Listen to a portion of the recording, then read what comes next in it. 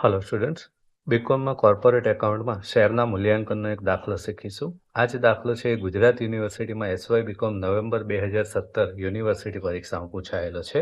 તો જો તમારી સ્ક્રીન ઉપર સૌપ્રથમ આપણે દાખલો સમજી લે અને ત્યારબાદ એને સોલ્વ કરીશું. તારીખ 31 માર્ચ 2024ના રોજ કૃણાલ લિમિટેડનું પાકું સરવૈયું નીચે મુજબ હતું. તમે સ્ક્રીન ઉપર જોઈ શકો છો કૃણાલ લિમિટેડ નામની કંપનીનું પાકું સરવૈયું આપેલું છે. મિલકત અને દેવા બાજુ બધી વિગતો આપી છે. ત્યારબાદ થોડા હવાલાઓ પણ આપ્યા છે, એ પણ તમે સ્ક્રીન પર રાઈટ સાઈડમાં જોઈ શકો છો. અન્ય વિગતોમાં 1 થી 7 જેટલા હવાલાઓ આપ્યા છે. મકાનની બજાર કિંમત ચોપડે કિંમત કરતાં 20% વધારે છે. બરાબર, ચોપડે જે કિંમત છે એના કરતાં 20% કિંમત વધારે ગણવાની છે. સ્ટોકનું મૂલ્યાંકન ચોપડે કિંમત કરતાં 10% ઓછી કિંમતે કરવાનું છે. સ્ટોકની જે કિંમત આપેલી છે એના કરતાં એનું મૂલ્યાંકન 10% ઓછી કિંમત એટલે ઘટાડી દેવાનું થશે. પાઘડીનું મૂલ્ય 3,13,200 રૂપિયા ગણવાનું છે. તમને નવી પાઘડીની કિંમત આપી દીધી છે એટલે જૂની પાઘડી જે છે તે આપણે ઇગ્નોર કરવાની છે. બરાબર, અને એની જગ્યાએ આ આપણે ધ્યાનમાં લેવાની નથી, એની જગ્યાએ નવી પાઘડી ગણવાની છે. એની કિંમત આપી દીધી છે એટલે આપણું કામ સરળ થઈ ગયું છે. બરાબર, 2 વર્ષનું ક્યુમ્યુલેટિવ પ્રેફરન્સ ડિવિડન્ડ ચૂકવવાનું બાકી છે. પ્રેફરન્સ શેર જે છે દેવા બાજુ પાકા શ્રેયમાં આપ્યા છે શેર મૂડીમાં 3,60,000 રૂપિયાના 12% લેખે એના પર 2 વર્ષનું ડિવિડન્ડ ચૂકવવાનું બાકી છે. બરાબર, તો એની પણ આપણે હવાલાની અસર આપીશું. દર વર્ષે કંપની પોતાના કર બાદ નફાના 20% સામાન્ય અનામત ખાતે લઈ જાય છે. એટલે છેલ્લે જે નફો આવશે ચોખ્ખો એના 20% સામાન્ય અનામત ખાતે કંપની ટ્રાન્સફર કરશે. ઇક્વિટી શેર પર અપેક્ષિત વળતરનો દર 12% છે. 12% લેખે ઇક્વિટી શેર પર અપેક્ષિત વળતરનો દર મળે છે. બરાબર, છેલ્લા 4 વર્ષનો કર વેરા પહેલાનો સરેરાશ નફો 6,48,000 રૂપિયા છે. સરેરાશ નફો પણ આપી દીધો છે. ઇક્વિટી શેરની વાજબી કિંમતની ગણતરી કરો. વાજબી કિંમત શોધવા કઈ છે એટલે આપણે સૌપ્રથમ આંતરિક કિંમત શોધીશું, ત્યારબાદ બજાર કિંમત શોધીશું અને સૌથી લાસ્ટમાં આપણને વાજબી કિંમત મળશે. બરાબર, તો હવે આપણે ગણતરીઓ કરીએ, એક પછી એક બધી વિગતો લેતા જઈએ. તો સૌપ્રથમ આપણે આંતરિક કિંમતની ગણતરી કરીએ. બરાબર, હવે આંતરિક કિંમત કઈ રીતે શોધાય છે તમે બહુ સારી રીતે જાણો છો. આપણે અગાઉ ઘણા બધા દાખલાઓ સોલ્વ કરી ગયા છે.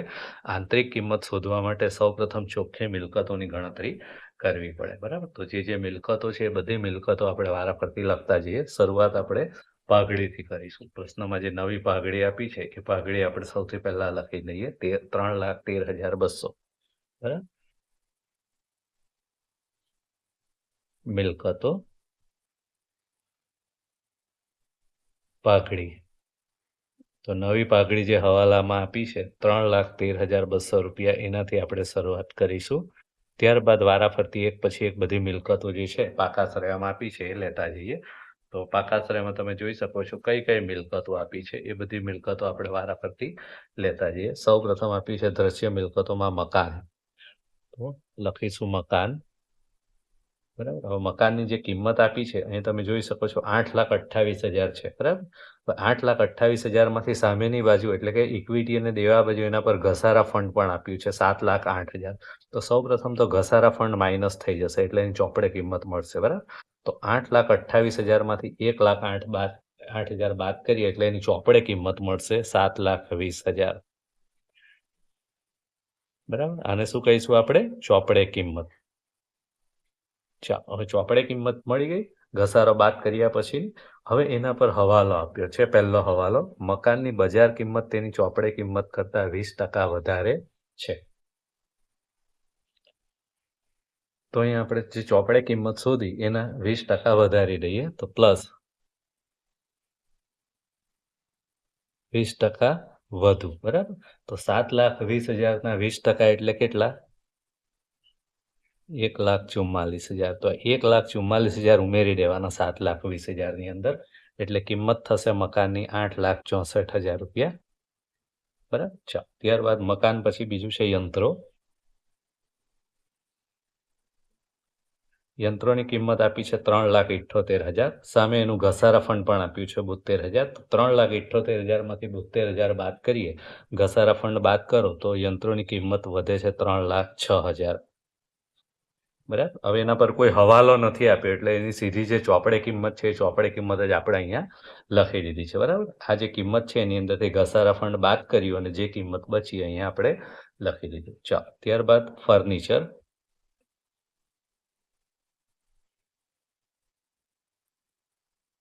ફર્નિચર માટે પણ કોઈ હવાલો નથી આપ્યો, કોઈ સૂચના નથી આપી, એટલે જે ચોપડામાં કિંમત આપી છે 1,62,000 એ જ આપણે સીધી લઈ લઈશું.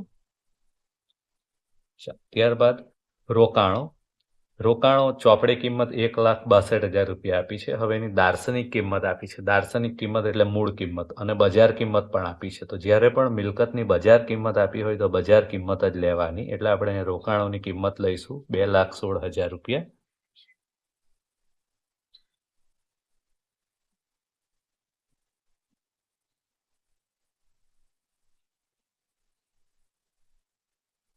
ત્યારબાદ ગૌણ કંપનીના શેર, તો એ પણ મિલકત છે 1,08,000 રૂપિયા.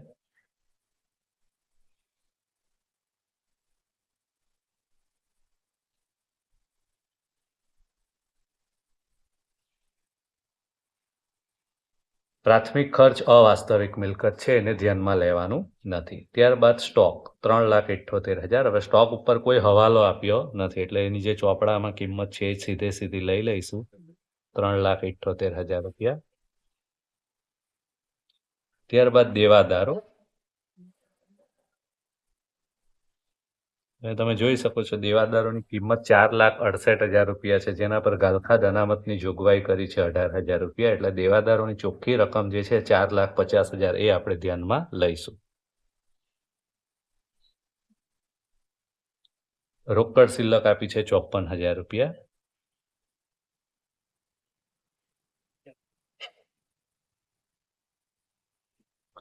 બરાબર, આ સિવાય બીજી કોઈ મિલકત આપી નથી, એટલે આટલી મિલકતોનો આપણે સરવાળો કરીએ તો 28,13,400 રૂપિયા થાય છે.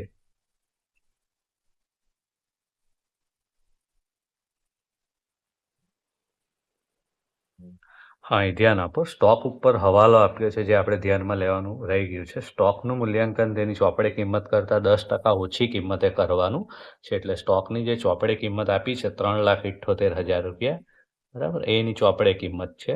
એનું મૂલ્યાંકન એના કરતાં 10% ઓછી કિંમતે કરવાનું છે એમ કહ્યું છે. એનો અર્થ કે એની 10% કિંમત ઘટાડવાની છે. બરાબર, તો સ્ટોકના 10% ઘટાડવાના છે, તો 10% એટલે કેટલા થશે? 37,800 રૂપિયા. તો આ 37,800 રૂપિયા બાદ કરીને જે રકમ આવશે એ આપણે અહીંયા લખીશું. બરાબર, તો સ્ટોકની સુધારેલી કિંમત આવશે 3,40,200 રૂપિયા. બરાબર, ચાલો હવે આપણે બધા હવાલાઓની અસર આપી દીધી છે. હવે મિલકતોનો સરવાળો કરીએ તો 28,13,400 રૂપિયા બધી મિલકતોનો સરવાળો થાય છે. બરાબર, બધી મિલકતો આપણે લઈ લીધી. હવે દેવા બાદ કરીશું. તો પાકા સરયામાં ઇક્વિટી અને જવાબદારીઓ બાજુ જોવાનું છે, અને કયા કયા દેવા આપેલા છે એ આપણે ધ્યાનમાં લેવાનું છે.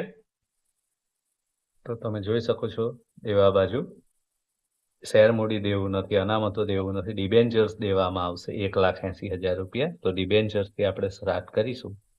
7%ના ડિબેન્ચર્સ ની રકમ છે 1,80,000 રૂપિયા. બરાબર, ત્યારબાદ લેણદારો, ઘસારા પણ દેવું નથી, લેણદારો 3,24,000.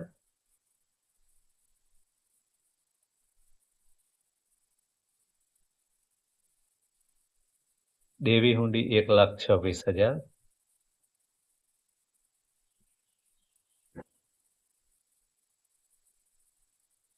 ચૂકવવાના બાકી ખર્ચા 18,000.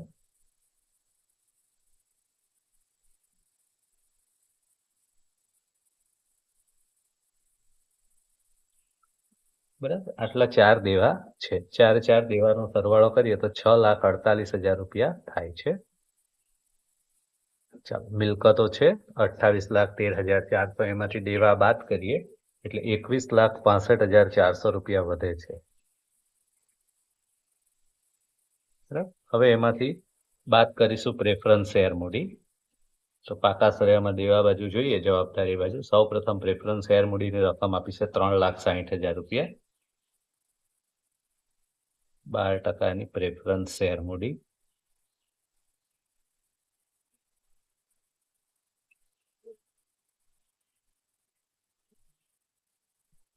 અને પ્રેફરન્સ શેર મૂડી ઉપર એક હવાલો પણ આપેલો છે. અહીંયા દાખલામાં કહ્યું છે કે 2 વર્ષનું ક્યુમ્યુલેટિવ પ્રેફરન્સ ડિવિડન્ડ ચૂકવવાનું બાકી છે. એટલે પ્રેફરન્સ શેર ઉપર અહીંયા ડિવિડન્ડ ચૂકવવાનું બાકી છે. તો 2 વર્ષનું જે ડિવિડન્ડ ચૂકવવાનું બાકી છે એ પણ અહીંયા લખીશું.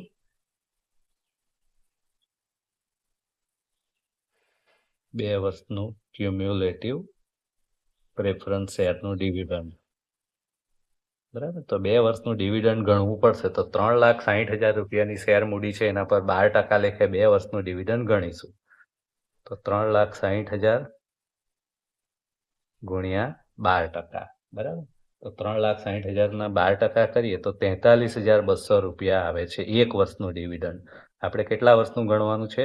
2 વર્ષનું. તો 43,200 ને 2 થી ગુણી નાખીએ એટલે 86,400 રૂપિયા 2 વર્ષનું ડિવિડન્ડ થશે.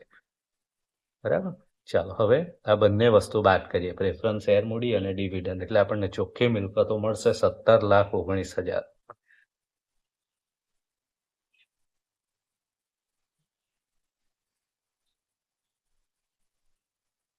ચોખ્ખી મિલકતો. બરાબર, જેના માટે આપણે આ ગણતરી કરી એ બધી ચોખ્ખી મિલકતો આપણને મળી ગઈ. હવે આપણે ઇક્વિટી શેરની આંતરિક કિંમત શોધી શકીએ. તો ઇક્વિટી શેરની આંતરિક કિંમતનું સૂત્ર જ છે જે તમે જાણો છો, ચોખ્ખી મિલકતો ભાગ્યા ઇક્વિટી શેરની સંખ્યા. તો ચોખ્ખી મિલકતો આપણી આવી 17,19,000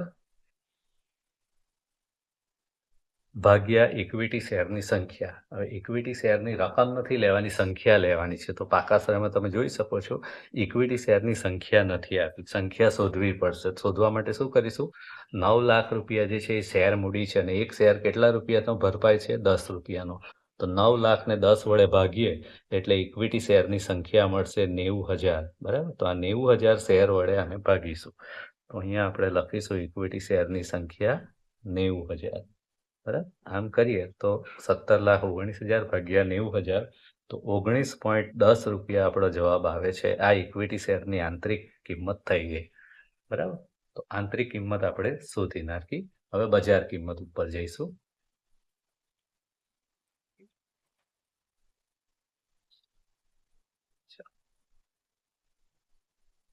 તો આપણે બજાર કિંમતની ગણતરી આ રીતે કરીશું. બજાર કિંમતની ગણતરી આપણે 3 સ્ટેપમાં કરીએ.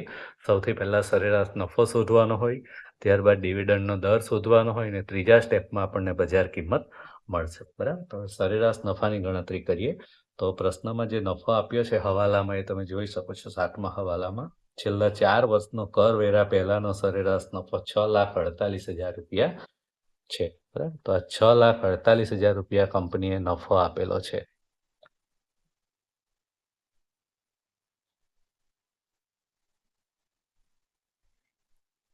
કેવો છે? કરવેરા પહેલાનો.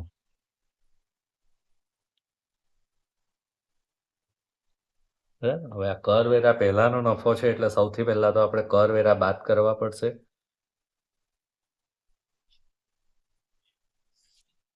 તો કરવેરા બાદ કરવા માટે શું કરીશું? કરવેરાનો દર કેટલો છે? 50%. બરાબર, તો 50% કરવેરા બાદ કરીશું.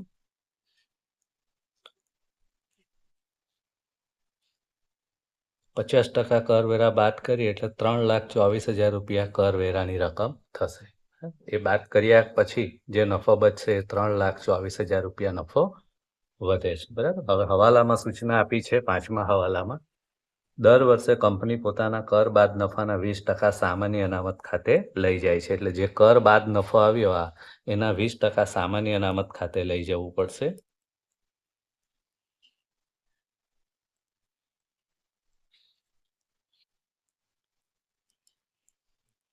%20. શાના 20%? 3,24,000ના 20%. બરાબર, 3,24,000ના 20% કરીએ એટલે કેટલા થશે? 64,800 રૂપિયા. તો 64,800 રૂપિયા કંપની સામાન્ય અનામત ખાતે લઈ જશે. એના પછી જે નફો બચશે એ 2,59,200 રૂપિયા નફો વધે છે. બરાબર, હવે છેલ્લે પ્રેફરન્સ શેર ઉપર ડિવિડન્ડ ચૂકવવાનું હોય છે. તો માઇનસ પ્રેફરન્સ શેર ડિવિડન્ડ. તો પ્રશ્નમાં પાકા શ્રેયમાં શેર મૂડી આપી હશે અને એના ટકા આપ્યા હશે. તમે જોઈ શકો છો પ્રેફરન્સ શેર મૂડી 3,60,000, એના પર કેટલું ડિવિડન્ડ ચૂકવવાનું છે? 12%. તો 3,60,000 ઉપર આપણે 12% લેખે ડિવિડન્ડ ચૂકવીશું. બરાબર, તો 43,200 રૂપિયા ડિવિડન્ડ અહીંયા ચૂકવવું પડશે. તો છેવટે આપણી પાસે જે નફો બચે છે એને સરેરાશ અથવા તો વહેંચણી પાત્ર નફો કહેવાય.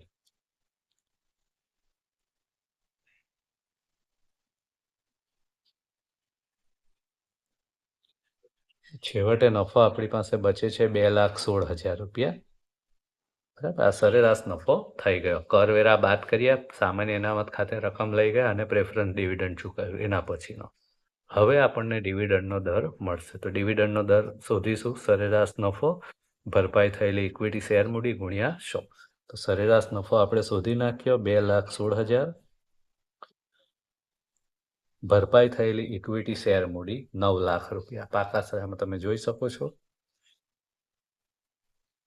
ગુણ્યા 100.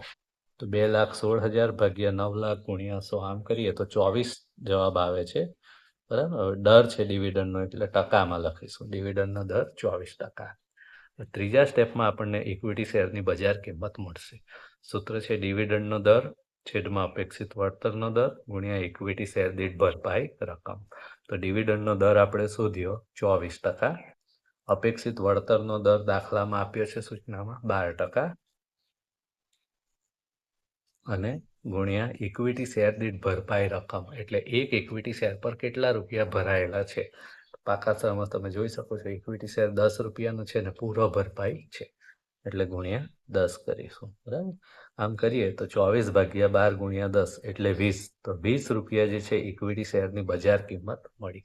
બરાબર. તો આંતરિક કિંમત અને બજાર કિંમત બંને મળી ગઈ. લાસ્ટમાં હવે આપણને ઇક્વિટી શેરની વાજબી કિંમત મળશે. તો વાજબી કિંમતનું સૂત્ર છે આંતરિક કિંમત વત્તા બજાર કિંમત ભાગ્યા 2.